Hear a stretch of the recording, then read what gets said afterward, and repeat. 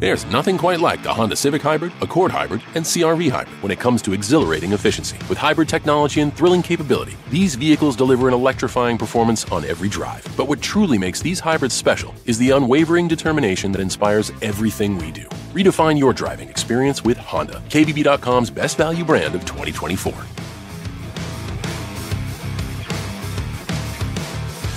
Based on 2024 Consumer Choice Awards from Kelly Blue Book, visit kbb.com for more information.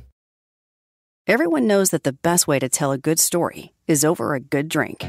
Spirit in a Bottle, Tales and Drinks from Tito's Handmade Vodka brings them together. In its first ever cocktail book, Tito's offers fans recipes, mixology tips, and a never-before-seen look at its journey from a one-room distillery to becoming America's favorite vodka.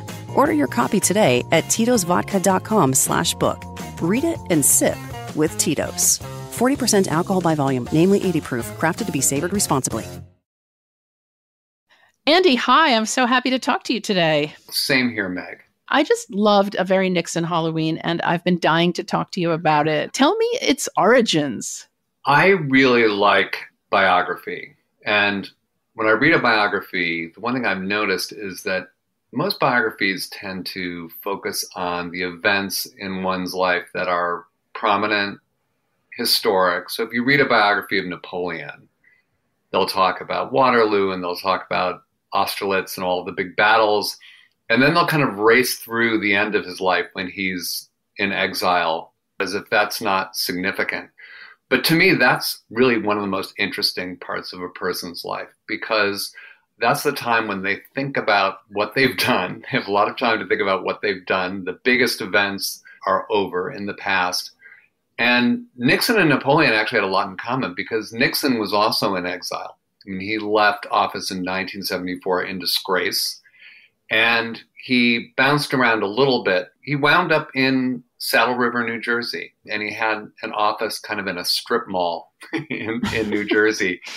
And to me, that's just a delicious setup. It's so incongruous, the notion of the former commander-in-chief sort of shuttling back and forth between his suburban house and the barber shop and the strip mall office. And I want to know more about what that was like for him, what was going on inside his head. So that was kind of the jumping off point for me. And I did some research, and as wacky as the story is, and as wacky as it reads when it's performed, most of the underlying facts of the story are true. That was what was kind of interesting to me as I dug into the Nixon biography a bit.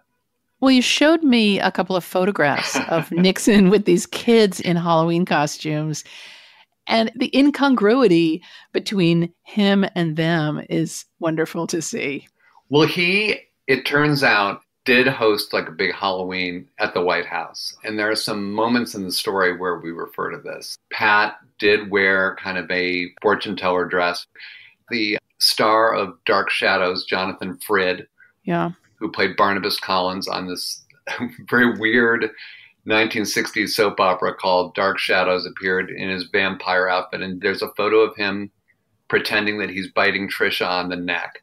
So all those things, all those weird little details are true. And then it turns out that when Nixon was in exile in Saddle River, New Jersey, the tradition of Nixon Halloweens continued. I mean, he was not a gregarious guy who mixed with the population of Saddle River, but he did open the house for Halloween. He never really had a Halloween party. That was a little bit of fanciful invention on my part, but he did actually come to the door. People did trick or treat there. And it's just such a weird thing. I don't know if, like, for a politician, he was so uncomfortable with people. He was so awkward. He didn't really know how to interact with people. And so the notion of him trying to connect with children was a fun thing to explore. One of the reasons it's such a great idea for a story is that you are able to set that into relief in a way even more than our memories of him in politics and in the Oval Office. One part of the story that is true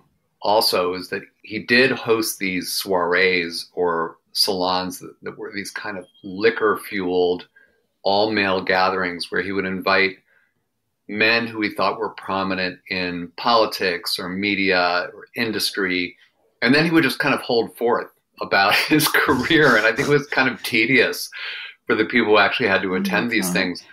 But it was very much like Napoleon, because Napoleon gathered around him all these writers in St. Helena, this very remote island in the middle of the ocean.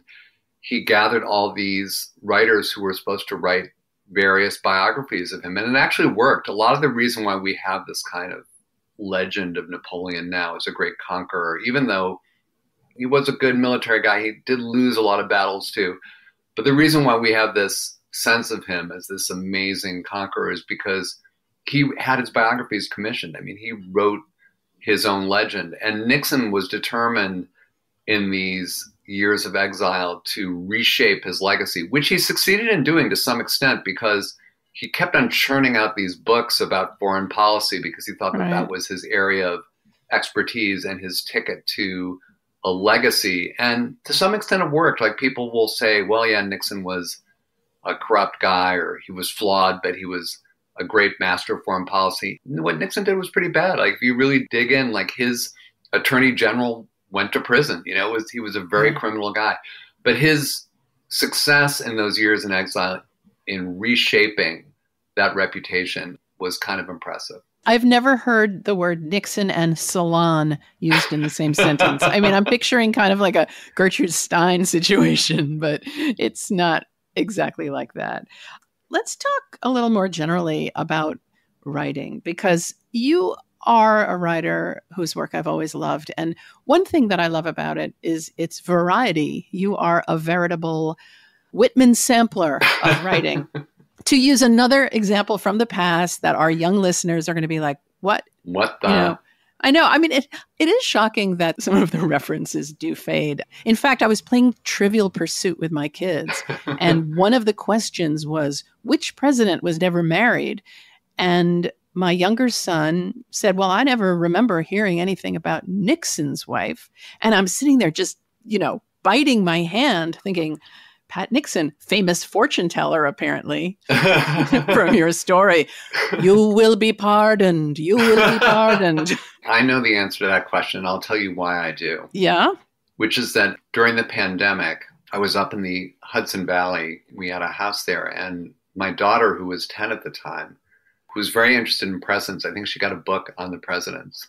She asked me out of the blue that exact same Trivial Pursuit question. Really? What are the chances? So we actually Googled it, and it was James Buchanan. It was.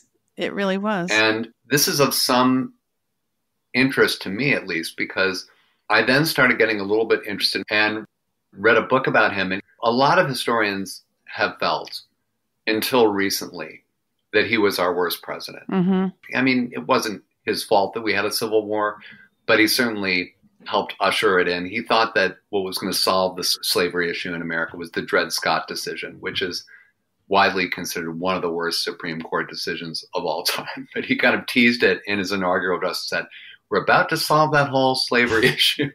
So he was absolutely terrible. And reading about him kind of inspired me to do some research about ignorance among our politicians and our presidents. And that I actually wound up writing a whole book about that. So anyway, it's interesting that you bring up that trivia question, because if you're interested in trivia, it can be like one of those puddles that turns into the Amazon. Like, you just think that you've stumbled on something, and then, oh my God, 2 years later, right? You're still doing it. I know. Well, you see, you go to our show not just for the fiction, but also for the facts, apparently, right? You get little bits of trivia, you get wonderful actors and performers, you get writers, you get everything. Again, we've got it all here. And I love your great and vast interest in so many things. I also know, though, that you are a very big fiction fan, because you and I have, the very beginnings of a 2-person book club.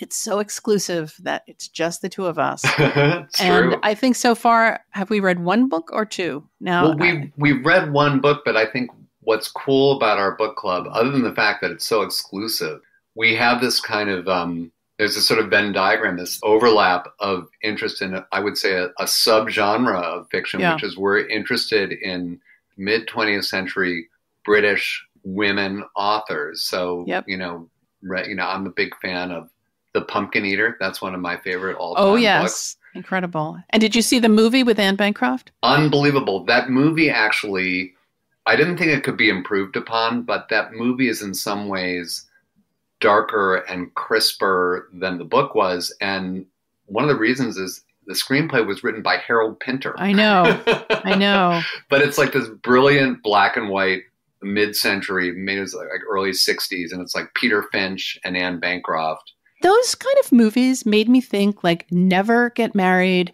never be in a relationship, never have children. Did you feel that, like, adulthood seemed like this lurid black and white place? I would sometimes feel that way, although, it's interesting. I mean, I grew up in the 60s and 70s, and so much of what you experience as a child is presented as normal. And looking back, I mean, I grew up in the suburbs, and my childhood was, in a way, kind of Cheever-esque. I mean, there was like, my dad would come home every day and there was a cocktail hour and the kids were banished from the cocktail hour and there was a lot of tension. And if you grow up with that, that seems sort of normal. And then as an adult, you watch something like The Pumpkin Eater or Mad Men or something like that, and you say, oh, actually, this was a really weird way to live. Yeah. But it was, from a kid's perspective, at least for me, I was just very kind of guileless and gullible. I would take it in and say, well, this is the suburbs and the cocktail hour and all of that is something that you're supposed to want. And it was really only until much later when I would come upon the literary representations of things like that I realized, when I discovered Cheever and I just, discovered Updike and all that, I realized, oh my God, this actually was pretty dire. Yes, absolutely. Absolutely. You're talking about concision in stories.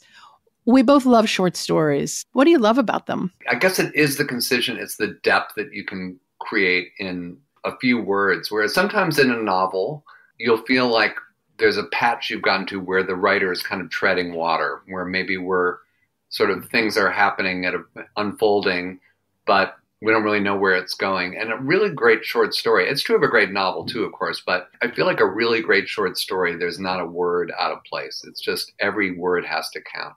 And yep. I think that's another writer, modern American writer who I really like, who hasn't written a million short stories, but I think is really terrific, is Lily King. I'm a big fan of Lily King. She's a wonderful writer. And she's written great novels too, like Writers and Lovers. Shirley Hazard has like great collection. I mean, I just think sometimes when we're looking for a book to read, we're always like gravitating towards a novel, and that's very important. But I think sometimes we're just in the mood for like that kind of bite-sized thing, and that to me is nothing is better than a short story at that point. Well, that's what we do. That's what we serve up here at Selected Shorts, and I'm in awe of these stories and how they create a whole world in a small space of time. I think they're magnificent, and the actors are so incredible. And I actually just want to ask you kind of quickly now about humor, because this has been a more serious conversation than a knee slapper or a seltzer snorting out the nose kind of conversation. We'll do that next time. But is it harder to